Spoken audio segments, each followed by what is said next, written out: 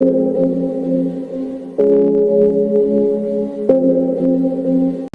علیہ کو بہت آوازیں دیتا ہے کہ دروازہ کھولو، لیکن علیہ دروازہ نہیں کھولتی ہے اور علیہ بیڈ پر جا کر سو جاتی ہے۔ پھر کچھ ٹائم بعد امن دادی سے کی لے کر دروازہ کھول کر اندر آ جاتا ہے۔ پھر امن اندر جاتا ہے تو دیکھتا ہے علیہ سو رہی ہے، تو وہ اس کا بلینکٹ ٹھیک کرتے ہوئے جانے لگتا ہے تو علیہ اس کا ہاتھ پکڑ لیتی ہے، تو پھر امن وہیں اس کے پاس بیٹھ جاتا ہے۔ پر پھر علیہ کی آنکھ کھل جاتی ہے تو وہ امن کا ہاتھ چھوڑتے ہوئے دوسری طرف مڑ جاتی ہے، تو امن پھر چپ چاپ سے اٹھ کر نیچے آ جاتا ہے۔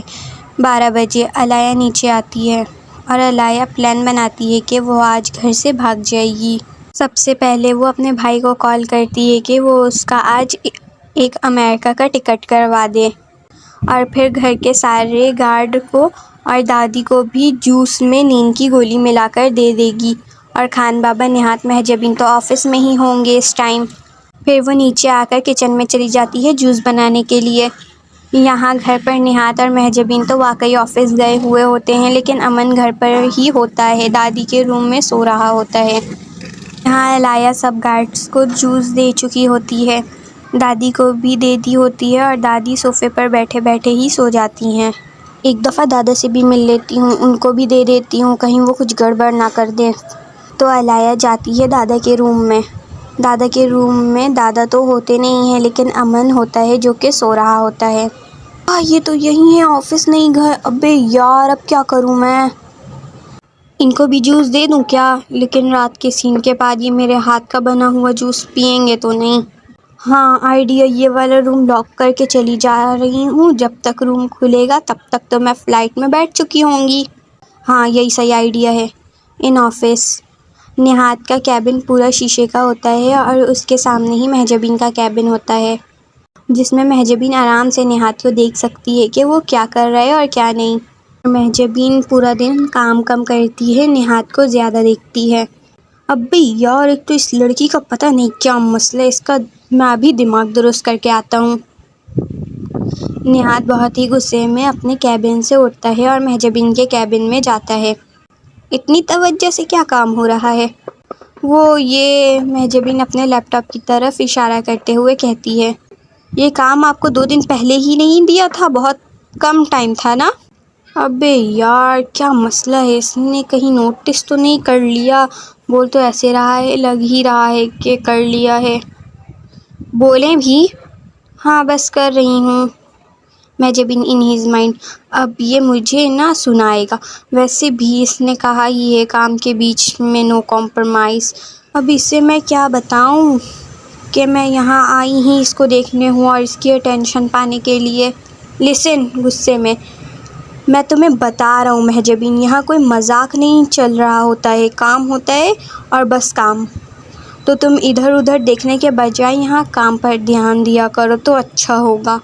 ویسے بھی تم اچھی طرح پتہ ہے کہ میں یہاں تمہارے جاب کرنے پر راضی نہیں تھا، بھائی کی وجہ سے صرف چپ ہو گیا میں، اور تم یہاں پر کام نہیں کر کے میرے غصے کو اور ہوا دے رہی ہو۔ مہجبین ان ہز مائنڈ، آفس اور گھر میں تو میں اس سے برداشت ہو نہیں رہی ہوں، پتہ نہیں اپنے دل میں کیسے برداشت کرے گا۔ مہجبین ان ہز مائنڈ، کیا مہجبین کی محبت ادھوری اور ایک طرفہ ہی رہ جائے گی؟ مہجبین پھر بہت ہی سڑا ہوا منہ بناتی ہے، جیسے نہاد بھی نوٹس کرتا ہے۔ اب زیادہ اترانے کی ضرورت نہیں ہے، کام کرو کام۔ یہاں علیہ امن کے گھر سے نکل جاتی ہے آرام سے اور اپنے مام ڈیڈ کے گھر آ جاتی ہے۔ مام ڈیڈ، علیہ آ گئی ہے۔ ہاں آؤ، کیسی ہو؟ بہت اچھی مام، بھائی ٹکٹ کروا دیا تھا نا؟ تم نے پکا فیصلہ کر لیا ہے نا؟ دیکھو امن کو پتہ تو نہیں چلا نا، ورنہ تو پھر مسئلہ ہو جائے گا۔ ڈیڈ، علیہ بہت ہمت کر کے یہاں آئی ہے اور وہ فیصلہ کر چکی ہے کہ اب آگے دیکھے، صرف پیچھے کا نہیں۔ پاگل ہو گئی ہو تم؟ یہ کیا کرنے جا رہی ہو؟ کیا ہے، آپ ہی کہتی تھی نا کہ بہت ڈینجرس انسان ہے، اب ان کو چھوڑ کر جا رہی ہوں تو اب کیا مسئلہ ہے؟ علیہ، تمہیں کب عقل آئے گی؟ ہمیشہ تم ایک ایک بات صحیح سے سمجھانی پڑتی ہے۔ مت بتائیں، آپ سے کوئی پوچھ بھی نہیں رہا ہے، علیہ کو جو صحیح لگے گا علیہ وہی کرے گی۔ لاؤ بھائی ٹکٹ دو، علیہ جا رہی ہے۔ رکو علیہ، ہماری تھوڑی دیر بات تو سن لو۔ ہاں، میں یہاں تمہاری وجہ سے اپنے سسرال سے آئی ہوں اور تم میری بات ہی نہیں سن رہی ہو۔ اوہ آپ کی شادی ہو گئی؟ ہاں میری بھی اور بشرا کی بھی۔ بشرا علیہ کی 2 نمبر والی بہن ہے۔ میرے کو بلایا نہیں؟ ہاں وہ شادی بہت جلدی میں ہوئی نا، اسی لیے۔ جلدی بولو کیا بات کرنی ہے، علیہ کو جانا بھی ہے۔ دیکھو تم یہ کیا کرنے جا رہی ہو، خان بابا جیسے بھی ہیں تم بیوی ہو ان کی، اور تم امریکہ جا کر کیا کرو گی؟ ماما بابا کے پاس رہوں گی۔ وہ کب تک تمہارا دھیان رکھیں گے علیہ؟ اور تمہیں پتہ ہی ہے کہ مامی ہارٹ پیشنٹ ہے، کبھی بھی ہمیں چھوڑ کر جا سکتی ہیں، اور وہاں جا کر تم کسی سے شادی بھی نہیں کر سکو گی کیونکہ تم خان بابا کے نکاح میں جو ہوگی۔ تو تم اتنی پڑھائی میں تیز ہو نہیں کہ تم اپنی اسٹڈی دوبارہ کنٹینیو کر کے جاب کر لو؟ یار یہاں سے جانے کے بعد علیہ کیا کرے گی وہ آپ کو سوچنے کی ضرورت نہیں ہے، وہ علیہ سوچ لے گی اور کچھ کر بھی لے گی۔ بات صرف یہ نہیں ہے علیہ، تمہیں کیا لگتا ہے تمہارے جانے کے بعد خان بابا تمہارے پیچھے نہیں آئیں گے؟ وہ ایسے ہی ہم سب کو چھوڑ دیں گے کیا؟ وہ مافیا ہیں، وہ کچھ بھی کر سکتے ہیں۔ مان لو اگر تم نہیں بھی ملی ان کو، لیکن وہ ہمیں تو زندہ نہیں چھوڑنے والے نا۔ نکاح کے ٹائم یاد ہے نا انہوں نے کیا کیا تھا، ڈیڈ اور بھائی کو کتنا مارا تھا۔ تو کیا میں واپس چلی جاؤں؟ ہاں دیکھو تم برائی کو چھوڑ کر کیوں جا رہی ہو، برائی کو ختم کرنے کی کوشش کرو۔ تم ہی کہتی تھی نا خان بابا اچھے ہیں، تو پھر ان کو اچھا دنیا کے سامنے بھی دکھاؤ۔ نہیں علیہ غلط تھی، وہ بہت ڈیش انسان ہے، وہ ایسے ہی لوگوں کو مار دیتے ہیں۔ پہلے وہ تمہیں اچھے لگے، اب وہ تمہیں برے لگتے ہیں، اس کا کیا مطلب ہے؟ وہ اچھے اور برے دونوں ہیں، ہر انسان میں اچھائی اور برائی ہوتی ہے نا، خان بابا میں بھی ہوگی۔ تمہیں بس ان کو برائی سے بچانا ہوگا، ان کے اندر سے برائی کو ختم کرنا ہوگا۔ واہ واہ واہ، پہلے تو آپ مجھے ان کے پاس جانے سے منع کرتی تھی اور اب کہہ رہی ہو ان کے پاس جاؤں؟ ہاں کیونکہ پہلے کی سچویشن الگ تھی، لیکن میں اس وقت تمہیں برائی سے بچنے کا کہہ رہی تھی، اب میں تمہیں برائی کو ختم کرنے کا کہہ رہی ہوں۔ دیکھو کوئی انسان بھی برا نہیں ہوتا، اسے وقت اور حالات ایسا بنا دیتی ہیں۔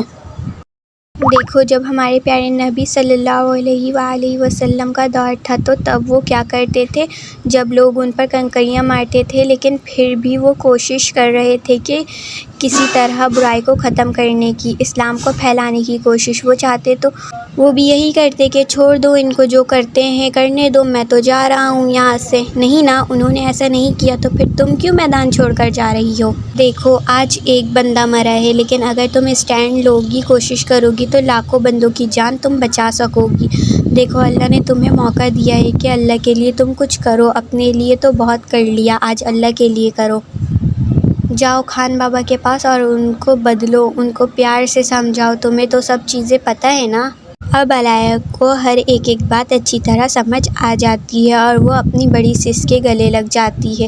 Thank you. اور پھر علیہ واپس امن کے گھر آ جاتی ہے۔ ہاں یہ ہے میرا گھر، اب میں بناؤں گی اسے اپنا گھر۔ یہاں گارڈ وغیرہ دادی ویسے ہی سو رہی ہوتی ہیں جیسے علیہ چھوڑ کر گئی تھی۔ پھر علیہ جلدی اندر چلی جاتی ہے اور دادا کے روم میں آتی ہے جہاں امن سو رہا ہوتا ہے، اور ابھی بھی امن ویسے ہی سو رہا ہوتا ہے۔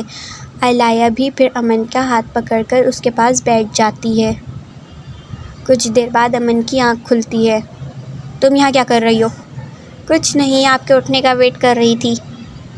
ہاں کیوں، روم کے اندر نہیں آنے دیا اسی لیے برا لگ رہا ہے؟ ہاں تھوڑا سا، اتو سا بس۔ اچھا چلو اچھا ہے، کہیں گئی تھی کیا، تیار لگ رہی ہو؟ علیہ ان ہز مائنڈ، جھوٹ بولوں یا سچ؟ نہیں میرے نبی بھی تو سچ بولتے تھے نا، جو بھی ہو جائے سچ ہی بولتی ہوں، دیکھا جائے گا جو بھی ہوگا۔ بولو بھی۔ وہ اپنے گھر گئی تھی۔ کیا اکیلے؟ کس سے پوچھ کر گئی تھی؟ ابھی بتاؤں میں تمہیں؟ اکیلے منع کرتا ہوں نا میں کہیں بھی جانے، مجھ سے بنا پوچھے۔ ارے رکے تو آرام سے، میری پوری بات تو سنیں۔ وہ رات کے سین کے بعد علیہ نے فیصلہ کر لیا تھا کہ وہ اب گھر چھوڑ کر چلی جائے گی، اور علیہ نے گارڈ اور دادی کو جوس میں نیند کی گولی ملا کر پلا دی تھی اور نکل بھی گئی تھی۔ امن غصے میں، تو پھر واپس کیوں آئی؟ وہ بس علیہ کا دل بدل گیا، علیہ کو اب آپ کی فکر ہونے لگی تھی نا۔ کیسی فکر؟ کہ علیہ کے جانے کے بعد کہیں آپ خودکشی نہ کر لیں۔ اچھا۔ علیہ کی بات سن کر امن کا سارا غصہ اڑن چھو ہو جاتا ہے۔ To be continue.